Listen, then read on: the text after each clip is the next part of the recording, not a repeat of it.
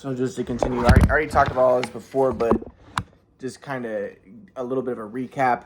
But it kind of gives, I want to give it, I'm talking about all this. The reason why is because, you know, I still want to talk to my mom and dad and see them. They won't let me. You know, my grandpa's dying of pancreatic cancer. I can't see my grandpa. My dad won't let me. My grandpa's staying with my dad won't let me near him. You know, when my grandma died of cancer, my dad hid from me when he visited my grandpa because my dad didn't want to see me.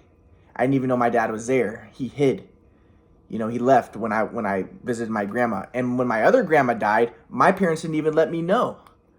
You know? They didn't even let me go. No, and months later, I found out from my other grandpa, from my grandpa who's dying now, you know? And it's because, you know, they don't see me. They don't talk to me anymore, you know? When my sister had a baby, I wanted to meet the baby. My parents wouldn't, you know, she lives near my parents. My parents wouldn't let me. My sister won't let me because my sister's on my parents' side with all the shit because she doesn't know what the fuck happened. She doesn't know about the shoot away. She doesn't, you know? So, you know, it's frustrating. It's a terrible thing. But so basically then, like I said, I talked to, you know, my mom was trying to get me to take medicine and see a doctor. My mom thought I had schizophrenia, but, you know, people are going to think, they're going to assume, oh, your mom must know what she's talking about. You know, you must have given her reason. Listen, my mom hadn't seen me. My mom hadn't interacted with me since high school, really. She saw me once or twice in college. And this was I graduated from college. This was 2013. I graduated from college in 2012. The end of 2012. I graduated from high school in 2009. My mom hadn't seen me since high school, really. She hadn't really interacted with me. So she's saying, oh, you have schizophrenia. She doesn't know. She hasn't interacted with me. She doesn't know. She made an assumption. So, you know, my mom's saying, you know, if you start taking medicine, then I'll you know, give you a place to stay and I'll pay for you and I'll do all that stuff. In my mind, I'm like, listen, I discovered theory of everything. I could be playing professional basketball right now. If you guys help me get basketball videos, especially, you know, and I could always write good music if I'm playing basketball. I could, you know, I discovered theory of everything. I could be doing stuff with that. You know, and I want to get a master's degree. But my mom's like, no, you're schizophrenic. I'm not going to help you. Just, you need to start taking medicine and all that type of shit. So, you know, and the first doctor said, Ryan, they sent me to the first doctor. He examined me for a week. He kept me in the hospital for a week. Afterwards, he told my mom, Ryan does not have mental illness. He has family issues. That's what he said. Family issues. Now, my mom's like, oh, you checked the doctor. The doctor said, if someone has a mental illness, they can't hide it. They can't trick the doctor. That's what the nurses said too. And they tried to tell my mom, but my mom wouldn't listen because she doesn't listen. You see what I'm saying? It's so frustrating. So, and then, yeah, it's so frustrating what happened with this whole situation. But then, so then my mom was like, okay, well, you know, you need to see, and I'm not going to go into all the story about everything that happened. We don't need to recap and all that. It's a waste of time. You could listen to the first videos and then they'll talk about all that. But anyways, to make a long story short, my mom was like, you know, made me homeless. I was trying to stay with my grandma. My dad came in, chased me out of the house, tried to attack me. I had to run up into the mountains and hide. Then they called the police on me. So it's a long story, but I was basically just wandering the streets and I was, you know, trying to get a hold of my mom on the phone and stuff and trying to like get some help. So, but my mom said, if you talk to a doctor, if you start taking medicine, if you go to a psych ward, we will give you a place to stay. So I called, you know, I called the police and I said, I'm suicidal. So can you send me to the psych ward? So I could, but really I just wanted to talk to the doctor so I could tell the doctor to talk to my mom, to tell her that I don't have a mental illness and to get her to stop. So I went to the psych ward, talked to the doctor, and the doctor was like, yeah, you don't seem to have a mental illness like the first doctor. And he said, I can't talk to your mom unless you give me written consent. So I was thinking like, well, can you talk, you know, I'm on a 5150 at this point, but you know, like I said, I was never suicidal, but I was like, okay, well, you know, can you talk to her after I leave? Because I don't want to be in here while you talk to her. Because I knew what my mom would do. I knew that she would try to fuck me, you know. So I was like, you know, can you talk to her after I leave? And can you try to persuade her to stop trying to make me take medicine and tell her that I don't have a mental illness? And he's like, no, I can't really do that. You know, you have to talk to another doctor or whatever. And I was like, okay, well, whatever. So, but then, as I said, my mom blackmailed me. My mom and my aunt, they blackmailed me. So my mom called me. It's my mom's sister. my aunt, I called my aunt and I was like, can you give me a place to stay? Because they were going to let me leave, but I needed a place to stay. And my aunt was like, no, you need to take medicine. You're mentally ill. And then I called my grandma. My grandma told me, she said, your mom says if you don't let her talk to the doctor, her and my dad talk to the doctor, then she's going to break my basketball videos, my basketball DVDs. And I wanted to study the basketball videos. And at this point, I hadn't put them online yet. That's one of the reasons why I wanted to be in Los Angeles, so I can get my basketball videos, the ones that I had, the few that I had, because like I said, a lot of them were lost on that day when my parents came and they thought I had schizophrenia when I showed them the quadrant model, and then they left me, and a lot of my basketball videos were lost, and that was tragic. But I had very few, but I wanted to, keep those, and I wanted to put those online. But my mom was like, my mom basically said, if you don't let me talk to or my mom told my grandma, say, if you don't let her talk to the doctor, see the doctor, then she is going to break all my basketball videos that I had. And I wanted to get more basketball videos, for my friends and stuff. And this is tragic. So I started to freak out. And so I signed the written consent form to let my mom and dad talk to the doctor before I left. I wanted to just leave. But so then my mom and dad talked to the doctor, and they convinced the doctor I had schizophrenia. But, my dad was probably like, and the doctor doesn't know, but he's like, oh, Ryan has schizophrenia, my son. My dad's a doctor, so the doctor has to follow this. And so the doctor, I think he just tried to play it safe, and he was just like, okay, well, I'll put him on like some antipsychotics or some shit. But I was like, I don't want to do that shit, because one of the dudes at the freaking psych ward told me, dude, Ryan, because there was one day when they took us into like a back room when we were playing basketball, and he was like, dude, you're really good at basketball. He was like, if they make you take the antipsychotics, it's gonna mess you up. Those are the people that walk like zombies. It's because of those antipsychotics. And I was like, I don't want to take any antipsychotics. This is stupid. I don't have a mental illness. So then basically what happened was my mom, so then the doctor was like, well, so I told the doctor I'm not going to take him. So then the doctor had me talk to the judge. The judge was a Jewish lady. I told the Jewish lady, listen, I don't want to take the medicine. She's like, well, you have to take the medicine because, the doctor says you have schizophrenia. And she said, you have anosognosia. Because you have schizophrenia, you don't realize that you need the medicine. And I was like, no, I don't have anosognosia.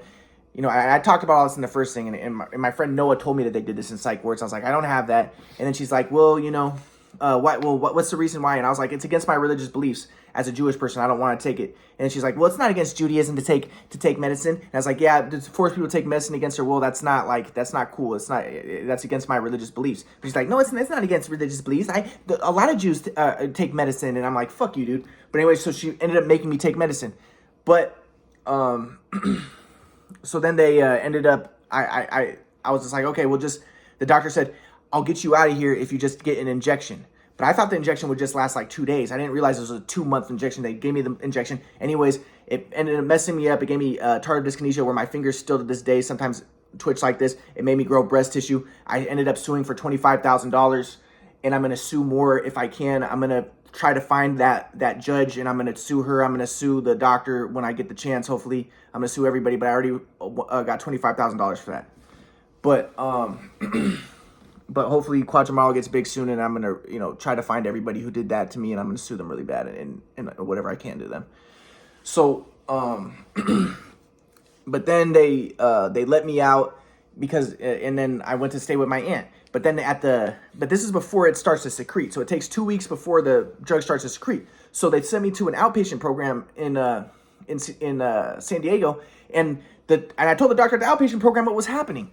And I told them that the first doctor said I didn't have a mental illness. And then all of a sudden this doctor said I did, but it was because my mom blackmailed me and all this stuff. So the doctor was like, oh shit, this is like pretty serious stuff. So then that doctor gave me psych testing because the second doctor wouldn't give me psych testing. So then this doctor gave me psych testing. I'm not going to go into details. I can go into way more details. But long story short, she gave me psych testing, IQ test, interviews, all that stuff. The doctor said, you don't have a mental illness. They gave me the MMPI. They gave me everything, all the best stuff. She said I did not have a mental illness. So then, so basically, so then she told my mom, he doesn't have a mental illness. So, but this is the thing. So my mom was talking to the nurses on the phone. Again, my mom you guys have to get this in your mind. My mom believes I have a mental illness, but she hasn't actually seen me. Everyone's going to think, most people are going to think, oh, well, your mom must have some reason to believe this. She must be interacting with you. She hasn't seen me since high school. So my mom is just making assumptions. So the nurses are like, so the nurses are talking to my mom on the phone, and they're like, listen, the doctor says he doesn't have a mental illness. And my mom's like, he tricked you. He's really good at tricking people. He manipulated, he tricked you. He has a mental illness. Ryan, tell him about the Quadri model. The doctors told her, the nurses said, he doesn't have a mental illness. And they said, we think you might have a mental illness, talking to my mom. And they're like, we recommend you take medicine. He doesn't need to take medicine. We gave him the MMPI. We did all this stuff. He doesn't have a mental illness. And then, so my mom was like, I just hate him. I want him out of my life. I just want him to be independent. Now, that's the other thing. When I was at the hospital, I called my grandpa. And I was like, Grandpa, can you get me out of here? And my grandpa said, no. And I was like, Grandpa, I'm in a hospital. They're going to give me medicine. Can you get me out of here? And my grandpa was like, no, I'm not going to, because you need to learn your lesson about being independent.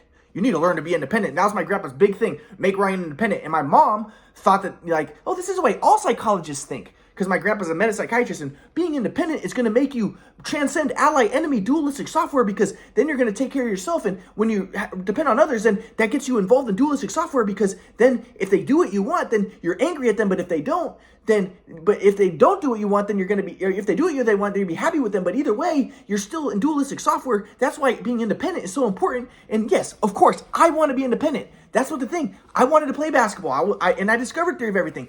I wanted some help, and that maybe having a little bit of help and support would have made me independent. But instead of being a little help and support, they were persecuting me, dude. They really were. So my mom's like, I just want him independent. I want him out of my life. And then the nurses were like, whoa, how can you talk about your son like that?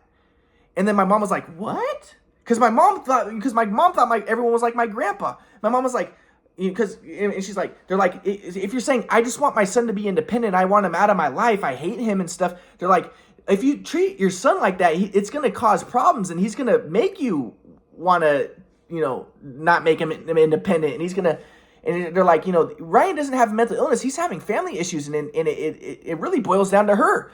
They were blaming my mom. And like I said, the same thing happened in high school. They sent me to a psychologist, my mom and dad. And then the psychologist told me, I have never met anyone as bad as your mother. Because she was like, my mom wrote a letter to her, and she's like, Ryan's a piece of shit. He's terrible, like calling me names and stuff, right? And again, why was she doing that? Because it was a shoot-away machine, and my mom didn't know it was a shoot-away machine. And, I needed help from my dad, and it was a tragic situation. And but I don't want to make out my mom to be bad. My mom was the best mom in the world when I was growing up. She did everything for me. She was like, people would praise her like, wow, you have the best mom, Ryan. Like, she's always right. She's the first one there to pick you up from the bus. She's never late. She was the best mom when I was doing great. But when the shoot-away messed up my shot and things started going bad, my mom fucking turned on me, dude. So that love was not real, it seems like. It was very conditional. That's the way I see it now. It's like, dude, she turned into a freaking monster, dude. So I'm like, so my mom's like, I hate him, but the thing is, like, I feel bad for her. I'm not angry at her. I forgive her, because it's like, dude, I understand. My mom and dad abused me. It was because of the shoot-away machine. They have turmoil mentally. They have cognitive dissonance, and they want to tell themselves, oh, it must be because Ryan's bad. No, it was a shoot-away machine. But we can move on. But they don't want to, because they have to believe, because of the abuse that they did to me, they have to want to believe that there's something wrong with me and that I'm the problem. Because if they were to look at themselves and examine themselves and think, maybe we made a mistake, that would be too hurtful. But for me, I'm not trying to make them think that they made a mistake. I just want them to recognize it was a shoot-away machine. That was fucking it. If it wasn't for the shoot-away machine, none of this would have happened. But anyways, so the nurses were like, how can you talk to your son like this? And then the other thing was, like, my aunt. They hated my aunt, because my aunt's a little bit crazy like my mom. And my mom and my aunt were like, he doesn't know how to even use his, because I needed to see a doctor, and I didn't know how to use my medical insurance. But no one ever taught me. I never used medical insurance before. I just got out of college. And I didn't know how to do that stuff. No one ever taught me, because I was abandoned in high school. My mom and dad threw me to the dirt after the shoot-away machine. So they never taught me how to do anything. I was never taught how to do anything. And then the nurses were like, well, did you ever teach him how to use medical insurance? And my mom was like, no. And they're like, well, how do you expect him to know how to do all this stuff when you never taught him any of it? And the nurses were just flabbergasted. They're just like, God, they're just like, they were mortified by my mom. And they're like, and they're basically like, they felt bad for me. And they're just like, dude, yep. it's family issues. You're not mentally ill. You just have serious family issues. And I was like, yeah, that's what's going on. So they let me out. They told my mom, you can't force him to stop trying to force him to take medicine like you were doing. He has family issues. He does not have a mental illness. We gave him the MMPI. We gave him all the highest quality tests that we have. And he does not have a mental illness, which is true. And they let me go. So, and it's way more crazy than that. Like, if you were to know all the details, like, the story is way more intriguing than that, and it gets way more in depth. It's a miracle that I'm in one piece.